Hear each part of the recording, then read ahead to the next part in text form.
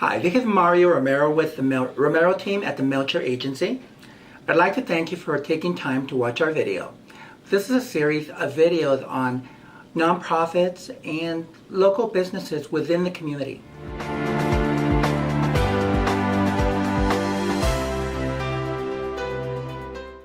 Today it's my pleasure to be speaking to Abby Ross. She's the Executive Director of the New Way Academy. Thank you. Abby, tell me about yourself, the organization, your background, the mission of the school, and what brought you here. Sure. I think New Way is a lot more important than me. So I'll talk about New Way and then a little bit about me. Okay. So New Way is actually a school that's been in the Valley for almost 50 years.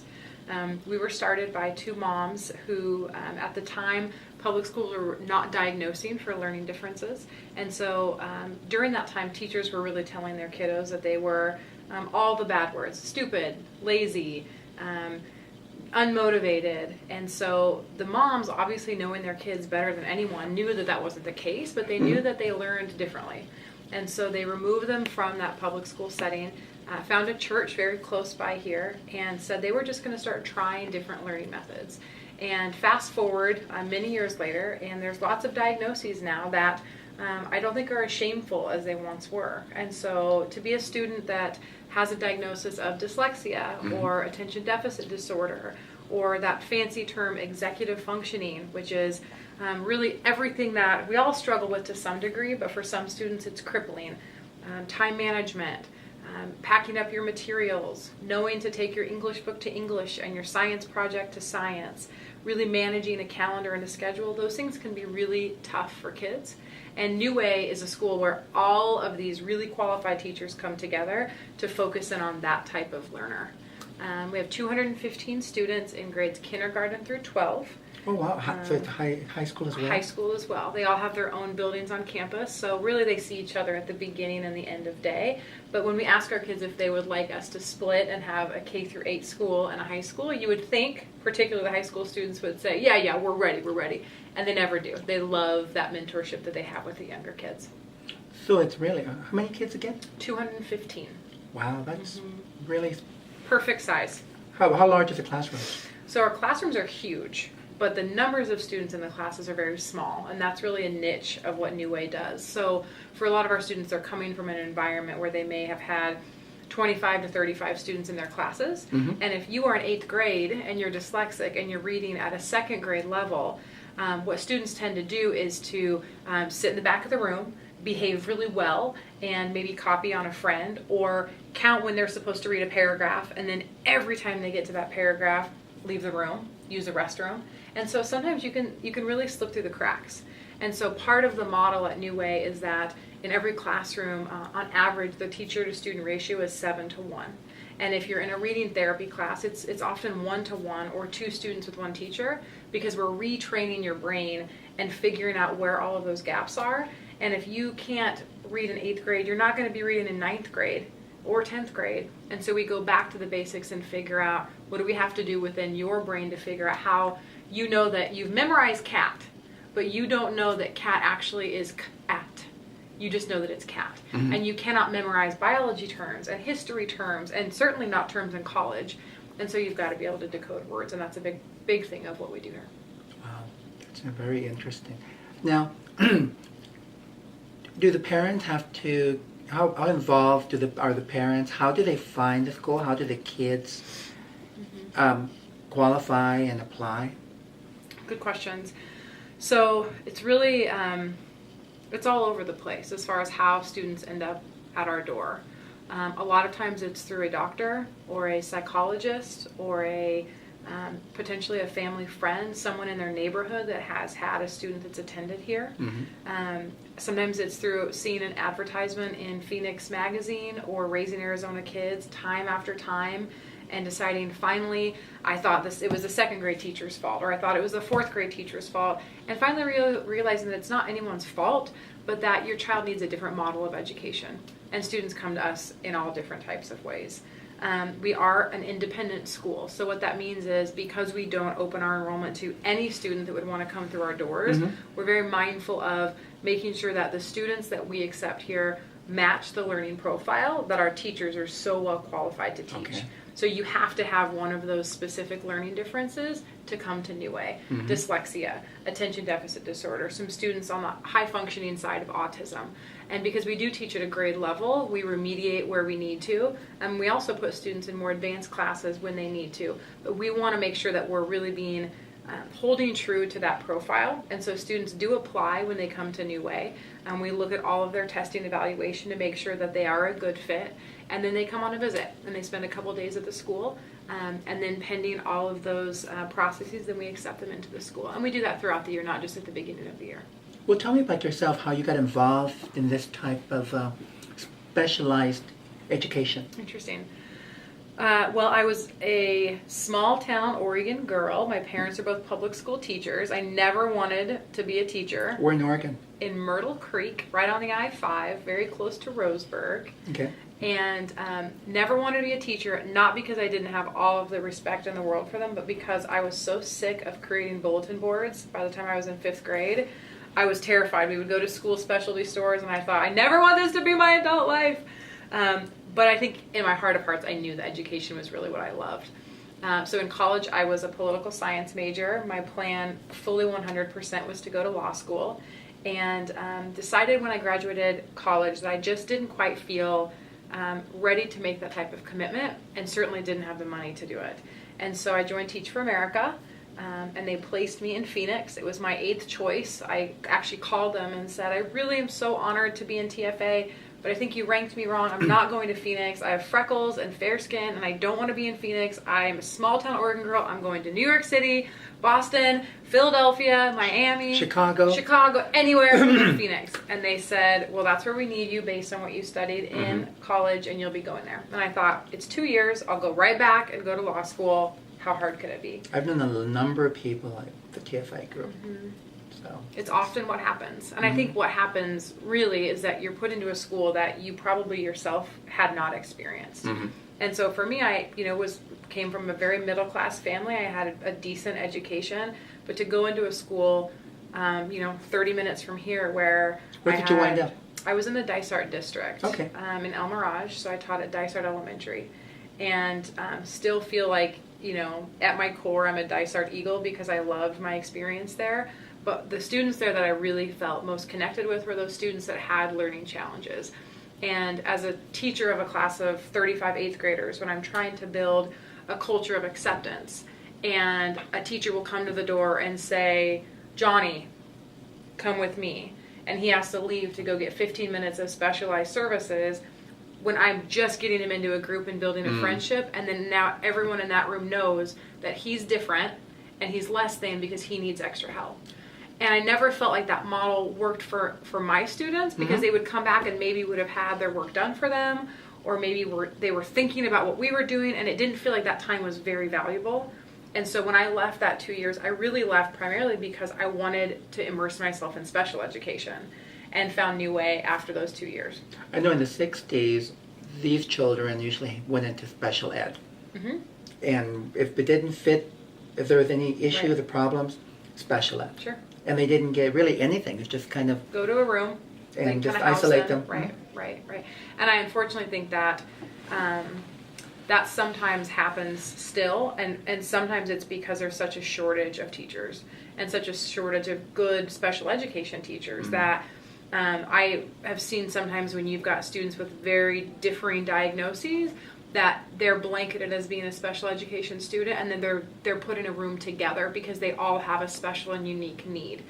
But I think that's such a disservice, because if you've got a child that's working on coping mechanisms with his behavior, and then you've got a student that just needs some extra support in decoding words, their profiles are nothing alike, but now there's some stigma around, why are we together? Or am I him and is he me? Right. And so I think the beautiful thing about a program like New Way is that no one feels different because everyone is getting extra support. And it doesn't mean that we hide it. There is no shame in talking about your disabilities. If you took the camera around campus and asked any of our kids, why are you at New Way? Starting in very early grades, it might not always be perfectly articulate, but our students will tell you, reading is really hard for me, or I am very disorganized, or I get really frustrated easy and I shut down. I don't know how to read. What would you do if you couldn't read in 8th grade? And so we turn that, instead of it being embarrassing pieces, we turn it into, okay, well, what do you have to do? In college, you have to advocate for yourself. What do you say? You probably should be in the front of the room. How do you say that to a professor? You need somebody to take notes for you. What are the right words to use to say that? So it becomes empowering opposed to shameful. And there's so many celebrities that have learning disabilities. So we talk a lot about, you know that you all have iPhones, right? And you know that Steve Jobs had learning disabilities. And you know that Albert Einstein had learning disabilities. And Justin Timberlake and Whoopi Goldberg. I mean, the list goes on. No reflection on their intelligence. Zero. And I think that's sometimes when they've had a teacher in the past that has said something so hurtful to them, they cannot remember 10 years worth of accolades from their parents. What they'll come to us with is that one teacher in that one 5th grade who said, you're never going to college. Mm-hmm. And they can't remember anything positive that anyone has ever told them, because when someone says such cutting words to you that's attacking your personal being because you can't read what's on this assignment, those are the things that our kids can't get past. And I don't blame them. I don't know how you would. Now, how long have you been in the Valley? I moved here in 2003, and so I've been at New Way almost all of that time. So I've been at New Way, this is my 11th year here. So I started as a teacher here and then moved primarily into the fundraising role. I love raising money for the school. Oh, that is hard. And I love it. I don't know if I could do it for other organizations because I live and breathe this place.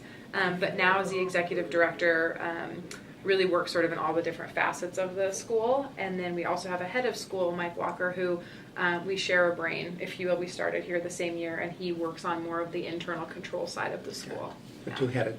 Yeah, two-headed monster. It's a good monster. Yes. Yeah. A lot of organizations are going that way. Yeah. Now, are you considered a charter school, or are you considered, because I saw you're part of the Balls School District?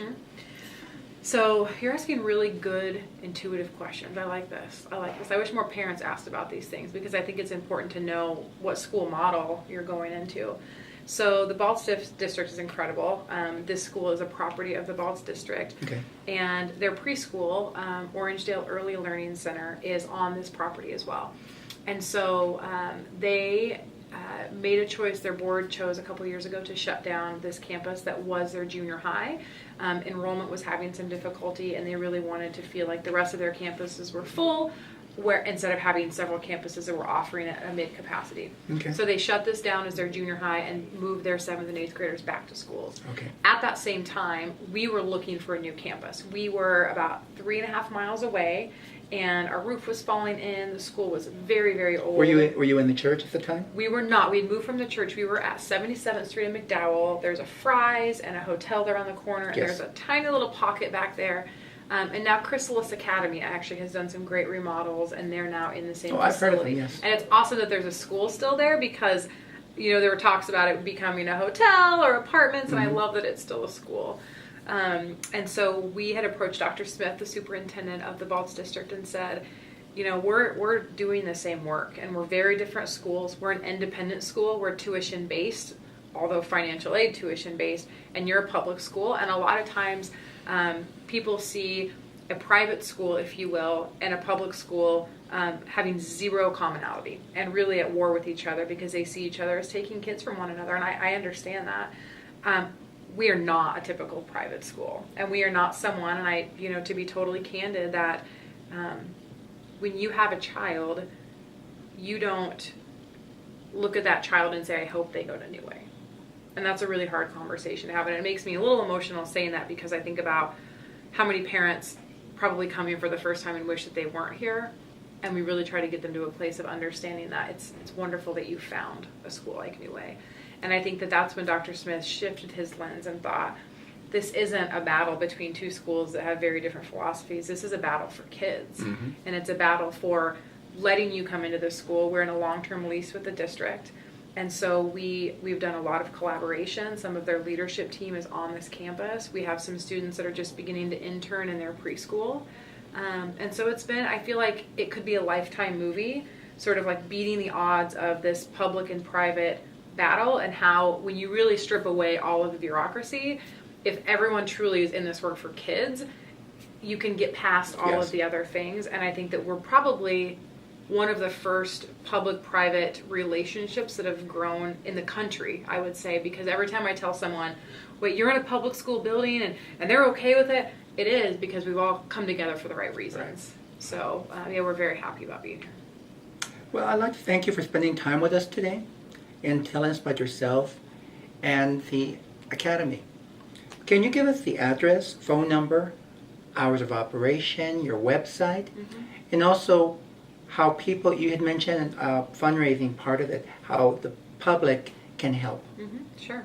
So school is New Way Academy, and we are in Phoenix. Our address is 5048 East Oak Street, so right between Thomas and McDowell, right outside the Arcadia area. Our website is easy. It's newwayacademy.org. And lots of ways for families to get involved. Always volunteer opportunities on campus, whether you're a parent or not. Okay. We love professionals in the community to come and speak with our kids about sort of what is that next step. We have many of our students go directly to college, and for some of our students, they know exactly what they want to do and they have their eyes on the prize, and they know that they want to go into photography or culinary arts. And so to have people in this community that are living those jobs come speak with our kids has been very inspiring. So if there's anyone out there that would love to come and chat with our kids, we'd love to have you visit anyway. Thank you. Yeah, thank you. It's interesting. We always find some great organization that are out there and people don't know. They don't know about you. And that's the hardest thing when a family comes to New Way and says, why didn't anyone ever tell me about New Way? And that breaks my heart, because I think about how many years of schooling that child had sat through and not known about a New Way. People just need to know that it's out there. There are many metropolitan areas that don't have a school like this, and we've Yes. had many families from across the country move to Phoenix for New Way. There just needs to be more. My goal, and before sort of I end my time at New Way, is I would like there to be a little New Way in Gilbert and Anthem and Peoria and Scottsdale and everywhere, because I think, you know, some of these drives that these families make every day Yes. blow my mind. So stay tuned on New Way 2.0. Got it. So if you have any questions about this great organization, or of course anything about real estate, give me a call at 602-252-4191. See you next time, and make it a great day.